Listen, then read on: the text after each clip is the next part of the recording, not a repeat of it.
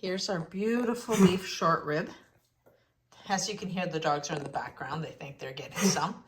Now I'm going to need to trim off because there's just a little bit more fat on there than I would like on this back end here. But I'm going to cut these up. They're lengthwise, length of my hand. So I'm going to cut them across here. I'm not going to dirty up my meat saw for this, so I will use a meat hacksaw to cut through it. Anyway, I'm going to cut across with the hacksaw so that I will cut this way and I'll end up with 8 pieces. Only for meat. I want to be very clear. This is used only for meat. And because I have the rib bones going this way, I am going to cut across. Now I'm going to do it on the end where the bone is, not where the meat is, because from the meat I can use a butcher knife right here. It's a meat knife that will cut through nicely. Now I do one bone at a time and I saw in very long lengths. I'm right-handed, so this makes it hard for you to see how I'm cutting through. Okay, but at least you're getting the idea. So I've cut through the first bone, which is fantastic because now all I got to do is cut in between the ribs.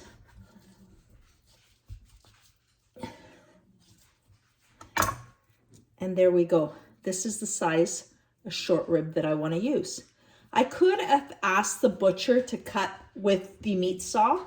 However, I didn't get this at a butcher shop. I got it from a local farmer and this was frozen. So I didn't have the opportunity to do that.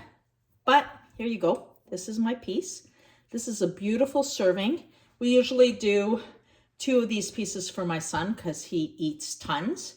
And this will be enough meat for myself and my husband. We'll have a piece of these each. So I'm going to continue on. I just wanted to show you the process of getting the meat ready. If you're at the butcher shop, you can easily ask them to cut your meat for you. So you don't have to do this. But this is on the Homestead. I'm just taking those extra caps of meat, fat off. But this is on the Homestead, is what I was trying to say. And this is how we deal with things. So again, it's real life on the Homestead. So you need to see the process that we go through. The only reason I'm cutting off those extra pieces of fat is at some point, like right here, this is a little bit more than I want. But I will keep these because this is good for tallow. So I'll put this into a bag of beef.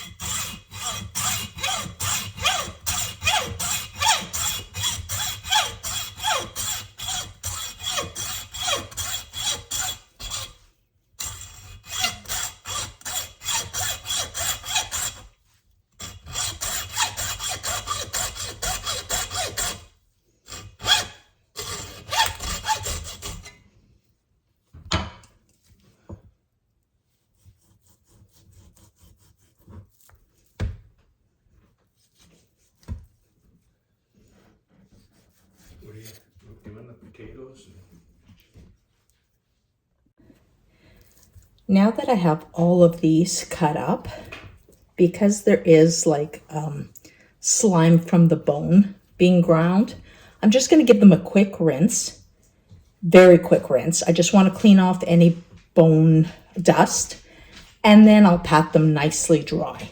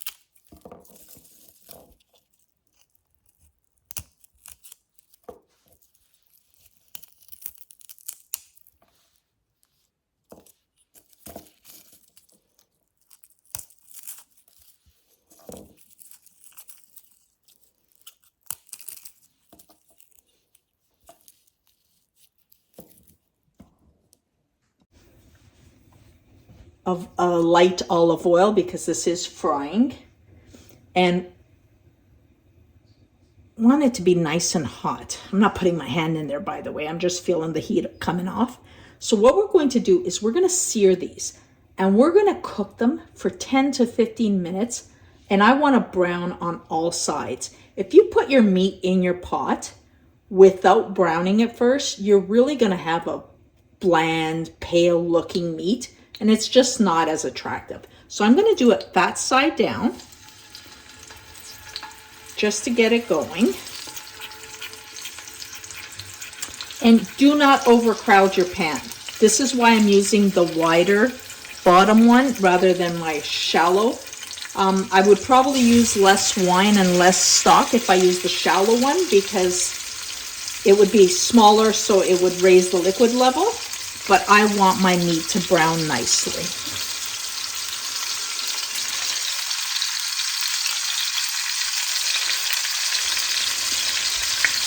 This step is crucial in getting your meat to be beautiful. So there we go.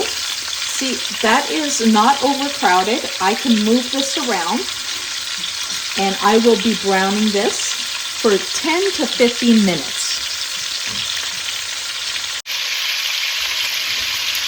It's been about 5 minutes, so, oh, look at that. This is what you want. I'm going to turn it over, and then I am going to do all sides. Beautiful. You want to get that nice, deep brown color. There's so much flavor in browning meat properly.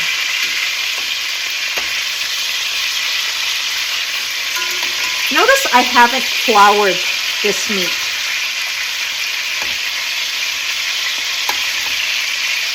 There we go.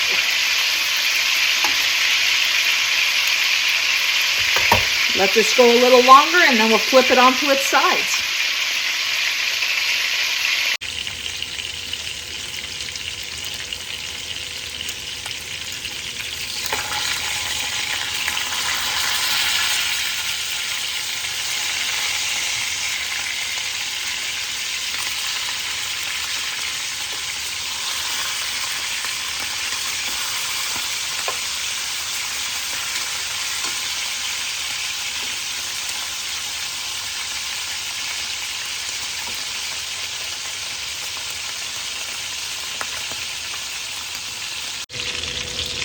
So everything is so beautifully browned. Like, you see that richness? That's all beautiful flavor. And I know you can remove this from the pan while you do the next steps, but really I just push everything to the side because the idea is this can be a one-pot meal. Well, the meat anyway. Your sides can be different. But we're just going to move this off to the side while we do our next step. Oh, this one's playing with me. It's a little odd. There we go. Off to the side. Now, if you were doing your half clove or half bulb of garlic, you would place it in there. Because I'm doing these, I'm going to put them on the outside, skin and all. We're going to strain these later, so not an issue. I'm going to put those to the side. And then I'm going to take a tablespoon or so. This is our own tomato paste that we made last summer. I'm sure you watched one of my videos doing it. And if you haven't, it's in our playlist. And what we're going to do is this is going to give a lot of body to our sauce. So I'm going to just cook out the tomatoes, or the tomato paste. I've got it on a low heat right now, just so nothing burns. Just getting that done. I'm going to rinse this out with some wine, make sure I don't lose any. And you can use any type of wine. We make our own wine at home. So we bottle it in liter and a half, but you need a bottle of wine. So 750 milliliters. I am just washing out my little container that had the tomato paste in. I don't want to waste any. That was a lot of work to get that tomato paste made. And I froze it in cubes, and now this is how I can use it. Perfect. A little bit more in there I could get out. I want to save every little bit. Use my finger, make sure I get everything. There we go. That's the beauty of working with clean hands, is you can do that kind of stuff. There we go. This is nice. Now, I'm going to add a bottle of wine, so 750 milliliters. Like I said, this is a 1.5 liter bottle, so I'm going to be using half of it. More than that.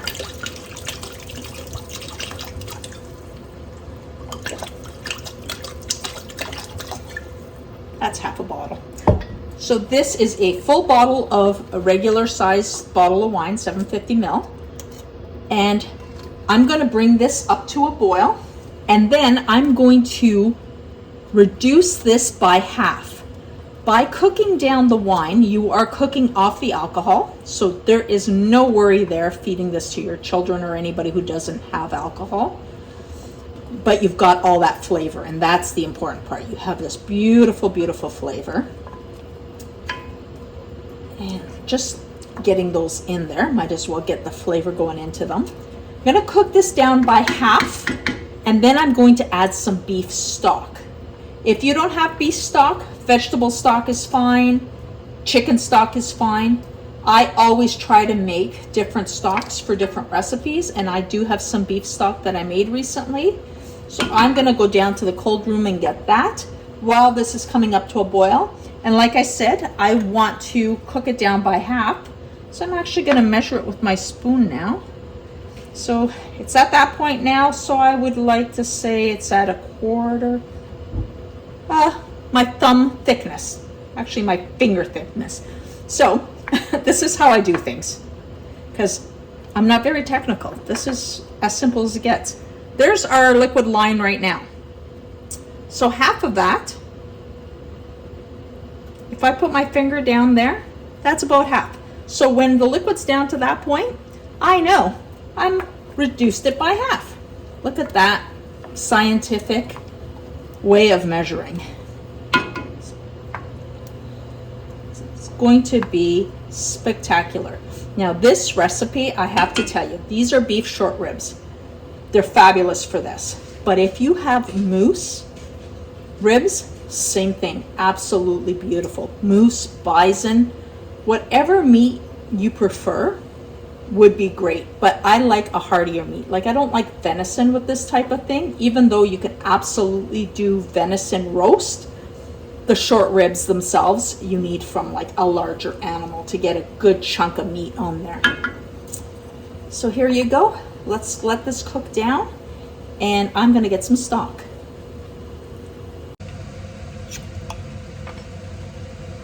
Look at this gorgeous stock we make.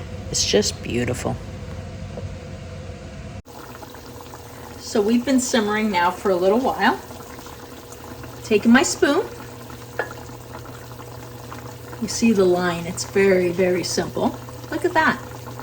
Perfect measurement. It has been reduced by half, which is exactly what I want. We're going to get some stock. We're going to add our beef stock to here, and what we're doing is we're just under covering them. So we're not going to cover them completely, but as you can see, just a little bit under. I'm going to bring this up to a boil again, cover, and what we're going to do is when we cover it, we are braising from below and steaming from above. And this is going into a 330-degree oven for 3 hours. The nice thing about this is once it's done, I place it in the oven and I don't need to check on it. I could go about my day, do my things, and the beauty is happening.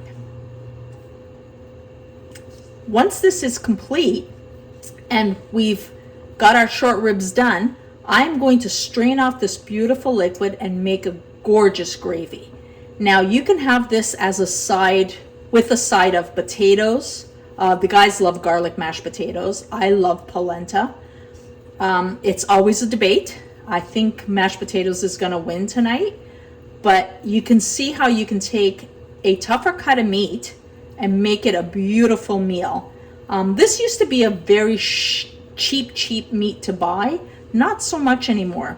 I tell you, chefs using it and food competitions and so forth, beef short ribs are no longer that cheap, but they are a delicious treat. Now, if you have wild game, like I said, moose, this would be beautiful. I have myself here some shiitake mushrooms as well as some oyster mushrooms, and I'm going to be sauteing these, and they will be mixed with our gravy and placed as a side. Now, to saute my mushrooms, I do start with the shiitakes, and I just use a lot of butter because they soak it right up. And I never said that this was going to be a diet type of recipe. It does require a lot of butter, but it makes them so flavorful. So I use a cast iron because I just get perfect heat on them. And as I saute them, I will season, salt, pepper, and I also use our home ground garlic powder because I find that goes really nice with the mushrooms.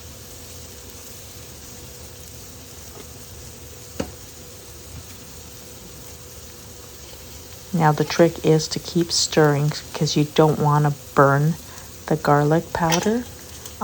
And as the butter dries up, I always add a couple more tabs as I go.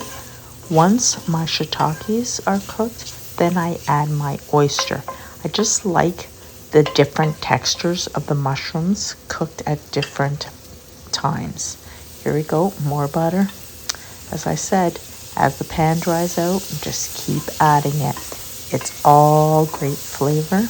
Don't be shy.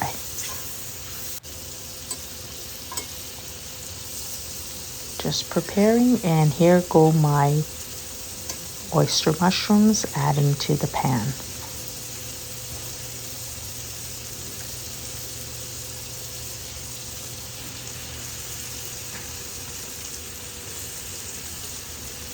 I wish you could smell this, honestly. It's just beautiful. And this will just take a little while to cook them down. Our short ribs are now done, and just going to show you here. They are dark in color, but that is just the caramelization of the meat. It's not burnt. The side of the pots always get very dark when braising, but it looks beautiful.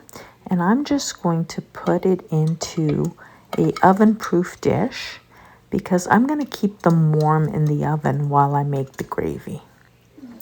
You have to handle these very gently because they will fall right off the bone. And this is what we wanted. We wanted super tender meat. But like I said, we want to have a nice presentation. So the bone on there is going to look nice. You see all that garlic floating in there? That's what we're dealing with next. So we're going to remove these. And, oh, see, like I said, falling right off the bone. Oh, well, that one, we can't save that bone. So that's going to be going on the side. But these will go into the oven, and we will keep them warm there. I'm going to fish out all the garlic. It is within the skin, so putting it in a strainer, what I'm going to do is just press it through, and the pulp will come out and the skins will remain. And that's why it didn't really matter that we had to peel all this garlic, because this is how we're dealing with it. I'm grabbing everything out of there so that I have a beautiful liquid. I am just going to press that through, and you see that pulp? That is such a nice roasted garlic flavor. Once you've pressed it through, don't forget to scrape the bottom of your strainer or sieve, because that's where a lot of the pulp will stay. This doesn't take very long, but it's such a great way to acquire that roasted garlic flavor. And I'm just going to pour the rest of the gravy over the strainer, because this way it actually rinses out any pieces that are stuck in there. Notice how Prince smells the goodness happening and he came to visit. Yeah, my kitchen dogs, they're always here under feet, as well as hoping that there's something here for them. But this way I cleaned out the sieve and I got all that beautiful garlic and didn't lose anything at all. This is a beautiful, beautiful gravy. I'm going to pour this into a fat separator, and this I will absolutely link in the description box because I think it's something everybody should have. You pour your gravy into this. It's like a measuring cup or a teapot. However, it strains from the bottom. So what ends up happening is you pour your gravy in here. The fat is at the top, but when you're pouring out, you actually pour from the bottom, therefore separating the fat from the gravy. And our meat has been kept warm in the oven, so we're ready to put this all together.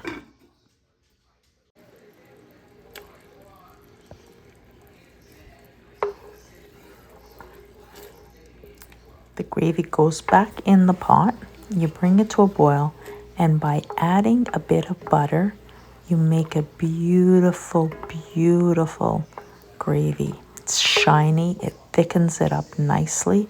Make sure that the butter that you're putting in is nice and cold. I know there's a term for this, but I'm not a chef, so I can't remember the term, but this is a step worth taking. And then that extra fat, I add it to the mushrooms. It's all flavor, guys, so don't get rid of it. And fat is good. This is all meat fats. So we're ready to plate this up. Bit of mashed potatoes here. We'll take a nice piece of meat. Look at that, it's gorgeous. A nice ladle of that beautiful, beautiful gravy. It smells delicious, honestly. And mushrooms on the side. You can't beat this. Serve this with a nice salad and the family's happy. Me, I'm going carnivore, so I'll just be eating the meat and happy to do it. Look at the tenderness of this meat. I hope you try it. I hope you enjoy it. And as always, please go out and live your best life. Share with your friends and make sure you subscribe to our channel for any upcoming videos. Have a great, great day.